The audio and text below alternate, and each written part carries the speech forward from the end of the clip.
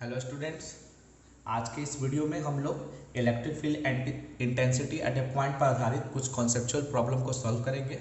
ये electric field intensity at a point पर आधारित न्यूमेरिकल का सेकेंड पार्ट का वीडियो है। इसमें कुछ और भी इम्पॉर्टेंट न्यूमेरिकल को हम लोग सॉल्व करते हैं, जिस पर एक पहला क्वेश्चन है, find the position where the electric field intensity due to the electric dipole is perpendicular to the dipole moment. Question कह रहा है कि इलेक्ट्रिक डाइपोल के स्पेस में किसी पॉइंट वैसे पॉइंट का पोजीशन हम डिटरमाइन कीजिए जिस पॉइंट पर इलेक्ट्रिक फील्ड जो होगा वो इलेक्ट्रिक डाइपोल मोमेंट के परपेंडिकुलर होगा। तो हमें वो पॉइंट लोकेट करना है। तो इसके लिए हम एट एनी पॉइंट ले लिए, कोई भी पॉइंट लिए। तो आपके दिमाग में एक प्रश्न आ रहा होगा कि एट एनी पॉइंट क्यों लिए, एक्सियल और इक्वेटोरियल क्यों नहीं हुआ। तो इसके लिए हम आपको समझा दें कि एक्सियल पॉइंट पर इलेक्ट्रिक फील्ड पी वेक्टर के पैरेलल होता है और इक्वेटोरियल पॉइंट पर इलेक्ट्रिक फील्ड पी वेक्टर के एंटी पैरेलल होता है। इसको हम लोगों ने पहले वाले वीडियो में electric field intensity eight axial point और इक्वेटोरियल पॉइंट में पढ़ रखा है, वहाँ से आप फिर से देख सकते हैं कैसे पैरेलल और एंटी पैरेलल हुआ था। अब एट एनी पॉइंट की बात करें तो एट एनी पॉइंट पर इलेक्ट्रिक फील्ड परपेंडिकुलर हो सकता है। तो उसके लिए हमने एक पॉइंट पी कंसीडर कर लिया जो सेंटर से ओ से कुछ दूरी पर प्रेजेंट है और एंगल थीटा सब्सटेंड कर रहा है। तो ये इस डायरेक्शन में लाइज किया, इसको हम परपेंडिकुलर कंसीडर कर रहे हैं पी वेक्टर के। तो इस डायरेक्शन में आता है, तो सबसे पहले कि इसको समझेंगे कि इस डायरेक्शन में ये कैसे आता है। अगर इसको अच्छे से और देखना है तो आप मेरा थ्योरी वाला लेक्चर वाला वीडियो देख सकते हैं। वो वीडियो है electric field intensity at any point due to an electric dipole. वहाँ से आपको ये डिटेल मिल जाएगा, लेकिन इसको हम एट ए ग्लेंस इस डायरेक्शन को अलग से फिगर से बनाकर समझाने का प्रयत्न करते हैं। इसके लिए हमने एक डाइपोल फिर से बनाया। मान लीजिए एक निगेटिव चार्ज हुआ और ये पॉजिटिव चार्ज हुआ। तो negative minus Q plus Q, centre O, इससे कुछ डिस्टेंस पर एक पॉइंट पी कंसीडर कर लिया जहां पर इलेक्ट्रिक फील्ड इसके डाइपोल मोमेंट के परपेंडिकुलर होगा। Small P vector dipole moment के लिए, कैपिटल पी किसी पॉइंट के लिए कंसीडर कर लिया।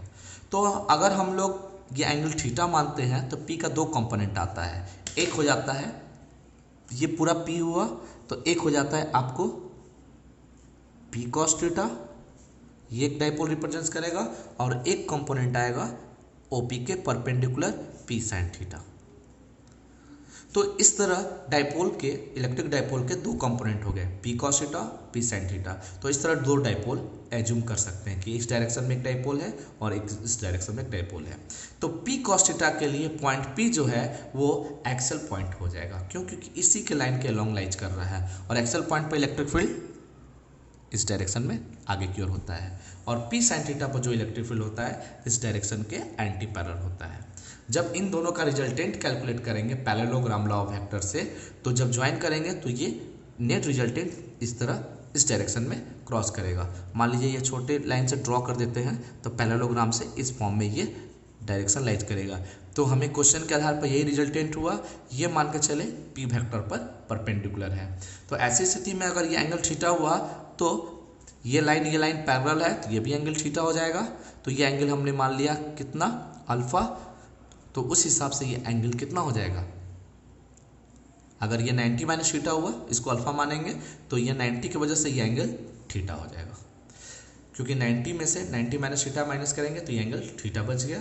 अब हम इसको मेन लेक्चर में समझते हैं। तो अब देखते हैं, उसी तरह लाइन ड्रॉ करते हैं।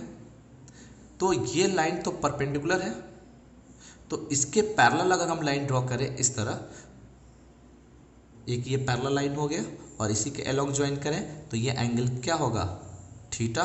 तो ये एंगल हमने अल्फा कंसीडर कर लिया, वो जो अल्फा का वैल्यू 90 माइनस थीटा होगा।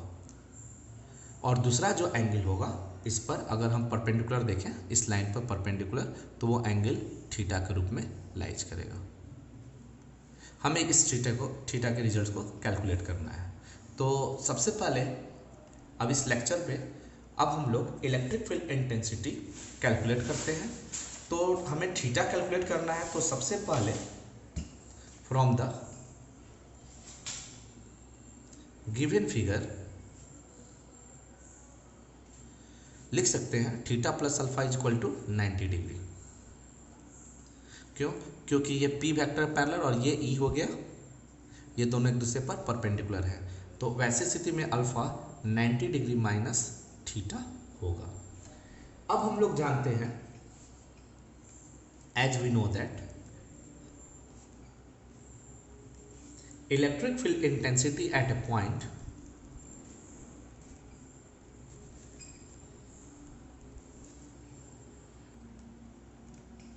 Due to an electric dipole, यानी कि किसी भी पॉइंट पर इलेक्ट्रिक डाइपोल के इलेक्ट्रिक फील्ड इंटेंसिटी वाले रिलेशन में हम लोगों ने ये प्रूफ कर रखा था डायरेक्शन के लिए tan अल्फा जो आया था वो 1/2 tan थीटा के इक्वल आया था।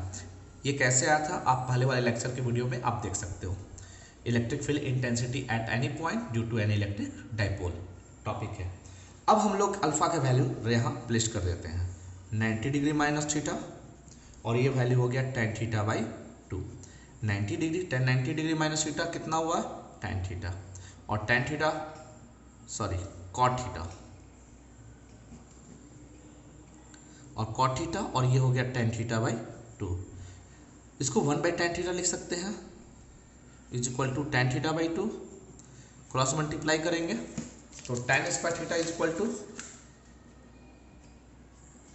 2, तो tan theta is equal to √2। तो ऐसी स्थिति में थीटा जो आएगा tan इनवर्स √2। तो इस तरह हम प्राप्त कर लिए कि जो हमारा जो पोजीशन है वो डाइपोल से tan इनवर्स √2 वाले एंगल से सबटेंड होगा, जहां पर इलेक्ट्रिक फील्ड डाइपोल P के परपेंडिकुलर होगा। अब नेक्स्ट क्वेश्चन की ओर चलते हैं। नेक्स्ट क्वेश्चन जो है वो पोजीशन वेक्टर से रिलेटेड है। तो इस क्वेश्चन को देखते हैं कि एक पॉजिटिव पॉइंट चार्ज है जिसका चार्ज 50 माइक्रोकूलम दिया हुआ है, is located in the plane XY at a point vector, position vector के फॉर्म में है 2i cap plus 3j cap. i और j कैप जो है यूनिट वेक्टर है x और y एक्सिस के along. Find the vector of electric field intensity, यानी इलेक्ट्रिक फील्ड इंटेंसिटी को वेक्टर फॉर्म में भी प्राप्त करना है एंड इट्स मैग्नीट्यूड के रूप में भी, with radius 8i minus 5j, जहां पर r0 और r vector expressed in metre, यानी इस सब टर्म मीटर में एक्सप्रेस्ड है। तो ऐसे न्यूमेरिकल को हम लोग कैसे सॉल्व करते हैं जरा ध्यान से अब देखिएगा। तो सबसे पहले चार्ज का जो मैग्नीट्यूड है वो Q is equal to 50 microcoulomb है, यानी इसका मतलब 550 इंटू 10⁻⁻6 कूलम चार्ज हो गया, जिसको हम लोग 5 इंटू 10⁻⁵ कूलम भी लिख सकते हैं। फिर उसके बाद हम लोग जानते हैं as we know that electric field intensity at a point in the term of position vector 4πε0। किसी पॉइंट पर इलेक्ट्रिक फील्ड निकालना हो तो सोर्स चार्ज अपॉन r² होता है, लेकिन अगर हम पोजीशन वेक्टर में लिखें वेक्टर के फॉर्म में तो यहाँ पर रिजल्ट जो लाइज करेगा वह r vector minus r0 vector का whole cube i into r vector minus r0 vector के फॉर्म में होगा। इस फॉर्म में लिख सकते हैं। तो इस रिजल्ट को r माइनस r0 के फॉर्म में कैसे एग्जिस्ट किया, इसको हम लोग फिगर के रूप में बनाकर समझते हैं। इसके लिए हमने डिटेल में एक x और y एक्सिस ड्रॉ किया, i कैप j कैप। अब एक पॉइंट जिस पर चार्ज 50 माइक्रोकूलम है और उसका पोजीशन वेक्टर r0 दिया हुआ है, तो हमने एक पॉइंट A कंसीडर कर लिया जिस पर चार्ज 50 माइक्रोकूलम प्रेजेंट है और इसका पोजीशन वेक्टर r0 हो गया 2i प्लस 3j कैप के फॉर्म में। अब क्वेश्चन में कह रहा है कि एक ऐसा पॉइंट है, मान लीजिए वो पॉइंट हम P कंसीडर कर लिए जहाँ पर हमको इलेक्ट्रिक फील्ड वेक्टर और मैग्नीट्यूड के फॉर्म में डिटरमाइन करना है, जो रेडियल वेक्टर आर सेंटर से, इसके ऑरिजिन से प्रेजेंट है, आर वेक्टर। तो अगर हम एपी, ये सोर्स चार्ज हुआ और ये हमारा कोई पॉइंट हुआ, तो जिस पॉइंट पर हमें इलेक्ट्रिक फील्ड निकालना होता है उस पर हम लोग यूनिट पॉजिटिव चार्ज प्लेस करते हैं। तो ये प्लस चार्ज, ये भी प्लस है, इस प्लस पर रिपल्सिव यानी इलेक्ट्रिक फील्ड इस डायरेक्शन में होगा। तो इसी डायरेक्शन में इलेक्ट्रिक फील्ड लाने के लिए हमको एक यूनिट वेक्टर लेना होगा। यो यूनिट वेक्टर एपी कैप के फॉर्म में होगा। तो अगर आपको वेक्टर फॉर्म में लिखना होगा तो हम लोग इसको क्या लिख सकते हैं, हम इसी चीज़ को ई वेक्टर के फॉर्म में लिख रहे हैं, वो लिख सकते हैं 1/4πε0 जो के हो गया। सोर्स चार्ज मान लीजिए क्यू है यहाँ पर, क्यू, और बीच का जो दूरी है एपी स्क्वायर और एपी कैप, डायरेक्शन के फॉर्म में यूनिट वेक्टर ले लिया एपी कैप। इसको आप सॉल्व करोगे तो 1/4πε0 क्यू अपॉन एपी वेक्टर का square into AP vector upon mod of AP, और ये जो वैल्यू होगा क्यूब के फॉर्म में आ जाएगा,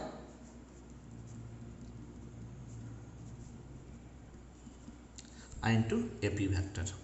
अब एपी वेक्टर कैसे कैलकुलेट करेंगे, तो हमें ओ ए और ओ पी पता है, तो आप इसमें ट्रायंगल लॉ वेक्टर यूज कर सकते हो। ट्रायंगल लॉ वेक्टर में ये दोनों सेम ऑर्डर में है, इन दोनों का सम इसके बराबर होगा। तो आर नॉट, तो ट्रायंगल लॉ वेक्टर से आप क्या लिख सकते हो, क्या R not vector is equal to R not vector plus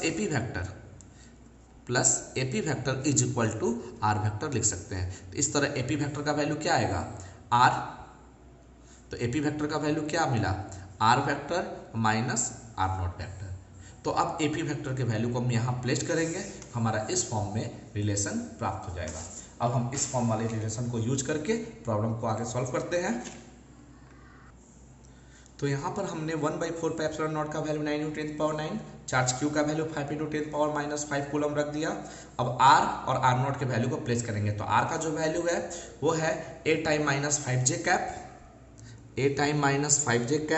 bracket में, माइनस आर नॉट का जो वैल्यू है 2i + 3j कैप। तो इसी तरह इसको भी हम लिख सकते हैं a time minus 5j cap minus 2i + 3j cap whole cube. अब हम इसको सॉल्व करेंगे तो 8 - 2 6 हो जाएगा, और -5 और -3 -8 हो जाएगा। तो इसको सॉल्व करके लिखते हैं, तो इस तरह हम लिख सकते हैं, ये वैल्यू हो गया 9 × 5 = 45 × 10⁻⁴, और ये वैल्यू हो गया 6i - 8j, और इसको सॉल्व किया तो 6i - 8j का होल क्यूब मॉड में। जब हम इस वैल्यू को सॉल्व करेंगे तो ये टर्म तो उसी तरह कॉपी मैंने कर लिया, और ये वैल्यू मॉड वाले फैक्टर को जब हम ब्रेक करते हैं तो 6² i के कोफिशिएंट का स्क्वायर प्लस j के कोफिशिएंट का स्क्वायर, जब इसको हम सॉल्व करेंगे तो 64 + 3600 ये वैल्यू 10 हो जाएगा, और ये होल क्यूब में एडजस्ट करेगा। तो अब हम लोग आगे देखते हैं। तो अब इस रिजल्ट को जब हम आगे सॉल्व करेंगे तो ये वैल्यू 100 हो गया, 100 का क्यूब रूट से 100 का रूट 10 हो गया, 10 का क्यूब बच गया। अब इसको सॉल्व करेंगे, 10 कैंसिल, तो अब पॉइंट अगर लगाएंगे तो यहाँ एक 0 बढ़ जाएगा, तो 4.5 × 10 का स्क्वायर, और ये वैल्यू उसी तरह कॉपी हो गया। तो इस तरह हमारा इलेक्ट्रिक फील्ड वेक्टर फॉर्म में रिजल्ट आ गया। अब इसका ये वेक्टर फॉर्म में है, तो मैग्नीट्यूड में निकालने के लिए फिर इसका मॉड निकालना पड़ेगा। तो अगर हम इसको सॉल्व करके मल्टीप्लाई करके भी लिख सकते हैं, तो रिजल्ट हमारा ई वेक्टर बराबर आएगा 2.7 i कैप माइनस, इसको मल्टीप्लाई करेंगे तो ये आएगा 3.6 j कैप, लेकिन सारे रिजल्ट्स में 10 के पावर क्यूब आएगा। जब सॉल्व करेंगे 10 का पावर क्यूब आएगा, तो इसको हम लोग आगे 10⁻³ वोल्ट पर मीटर लिख सकते हैं। तो ये हमारा रिक्वायर्ड आंसर हो गया। अब अगर हमें कैलकुलेट करना है मॉड में, now E vector mod is equal to, solve कीजिएगा, रूट में आएगा, इसको सॉल्व करेंगे 2.7 whole square minus 3.6 whole square, और ये अलग से 10⁻³ मल्टीप्लाई में ही रहेगा, जब आप इसको सॉल्व करोगे तो ये वैल्यू 4.5 इंटू 10⁻³ वोल्ट पर मीटर, ये हमारा एक्यूरेट आंसर मिलेगा। नेक्स्ट क्वेश्चन है, from the given figure shows 4 point A, B, C, D are present at the corner of a square of side 0.02 meter. Find the magnitude and direction of electric field intensity at center O of a square if Q is equal to 0.02 microcoulomb. यानी जो भी charge Q के form में plus या minus दिया हुआ है, अब हमको O पॉइंट पे इलेक्ट्रिक फील्ड निकालना है। तो जिस पॉइंट पर इलेक्ट्रिक फील्ड निकालना है उस पर हम यूनिट पॉजिटिव चार्ज पहले से प्लेस कर दिए। तो अब हर एक इंडिविजुअल चार्ज की वजह से इस पर इलेक्ट्रिक फील्ड के डायरेक्शन को रिप्रेजेंट करते हैं। तो -Q इस +Q चार्ज पर, इस प्लस चार्ज पर अट्रैक्टिव फोर्स लगाएगा। तो अट्रैक्टिव फोर्स के वजह से इसका जो डायरेक्शन होगा वो अपवर्ड होगा इस डायरेक्शन में, यानी लाइन OA के अलोंग लाइज करेगा। इसको हम E1 कंसिडर कर लिया। उसी तरह Q चार्ज प्लस है, ये भी चार्ज प्लस है, तो इस पर एक रिपल्सिव फोर्स एग्जिस्ट करेगा। अगर हम इस चार्ज की बात करें तो प्लस वाला चार्ज इस माइनस वाले चार्ज पर फिर से अट्रैक्टिव फोर्स लगेगा, यानी -Q जो है प्लस वाले पर अट्रैक्टिव फोर्स एग्जिस्ट करेगा। तो इसको हमने इसको E2 मान लिया, इसको E3 मान लिया। और इस तरह +2Q जो है प्लस यूनिट पॉजिटिव चार्ज पर वो रिपल्सिव फोर्स लगाएगा। तो इलेक्ट्रिक फील्ड का जो डायरेक्शन होगा OB के अलोंग लाइज करेगा due two point D of charge +2Q। तो इस तरह हमने 4 इलेक्ट्रिक फील्ड लाइंस को रिप्रेजेंट्स कर लिया E1, E2, E3 और E4 के फॉर्म में। अब यहाँ पर जो दूरी है वो दूरी हम लोग का 0.02 मीटर है। तो ये वैल्यू को हम बाद में रखेंगे, इसको हम A कंसिडर कर लेते हैं। जब हम ये दूरी A लेंगे तो उस तरह AC जो आएगा पाइथागोरस थ्योरम से वो √A² + A², इसका मतलब √2A²।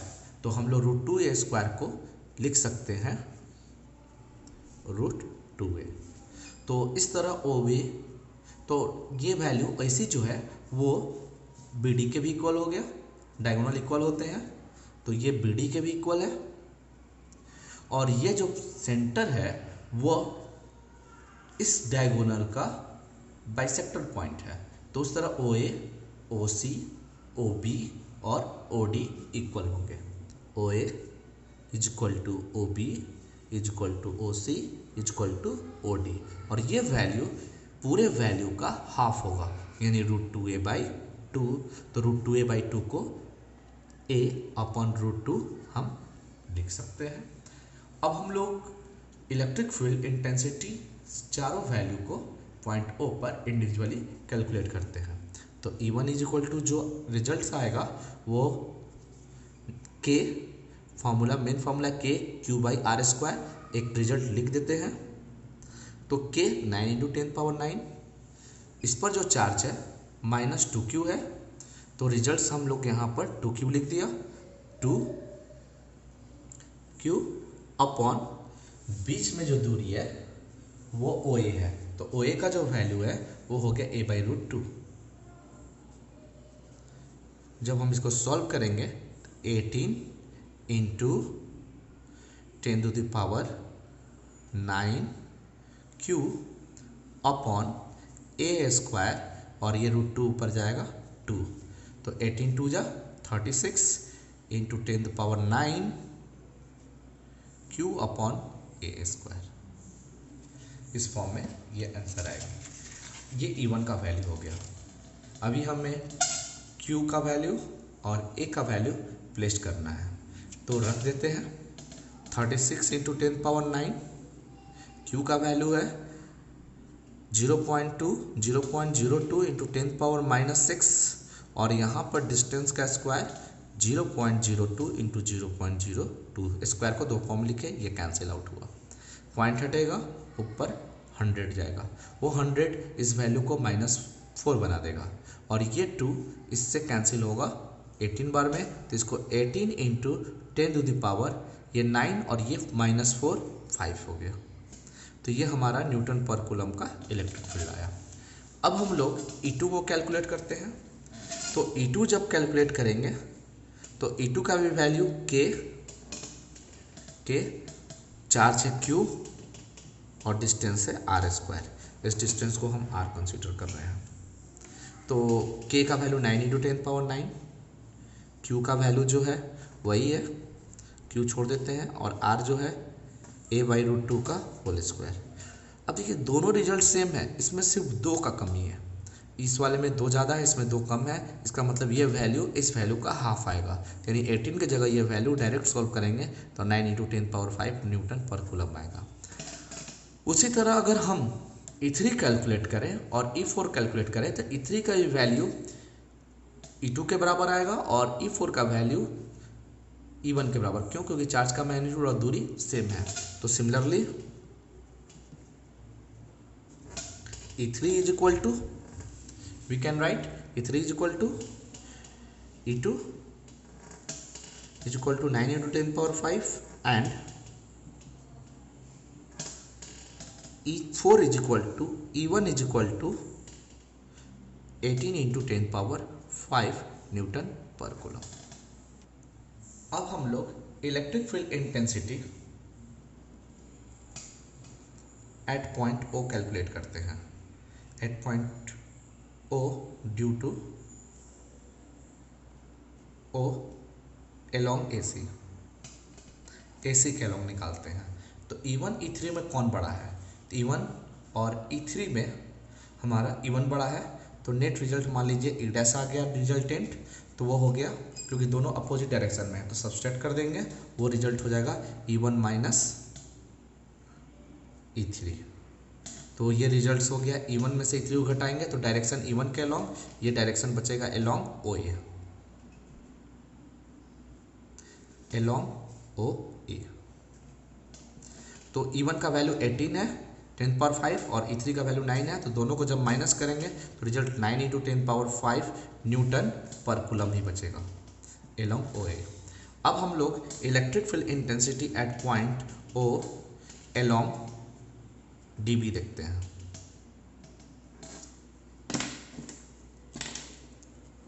तो इसके अलोंग जब इलेक्ट्रिक फील्ड निकालेंगे तो E" ले लिया, और E" का वैल्यू जो हो गया, इसमें बड़े में से छोटा घटा लेंगे तो E4 बड़ा है, इसके वजह से E4 - E2, अपोजिट डायरेक्शन होने की वजह से E4 - E2, E4 - E2। E4 की वैल्यू 9 × 18 × 10⁵ और इसका 9 × 10⁵ सॉल्व करेंगे तो 9 × 10⁵ इसका भी रिजल्ट आएगा।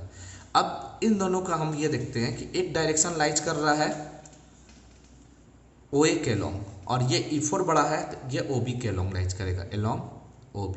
तो अब रिजल्टेंट कैलकुलेट कर लेते हैं। तो इसको हम एक फिगर के रूप में ड्रॉ करते हैं। तो एक फिगर रिप्रेजेंट कर रहा है, मान लीजिए E" OB के अलोंग, और एक रिप्रेजेंट्स कर रहा है A के अलोंग, और ये हो गया आपको E'। तो अब इन दोनों का रिजल्टेंट पैरेललोग्राम से निकालेंगे। तो रिजल्टेंट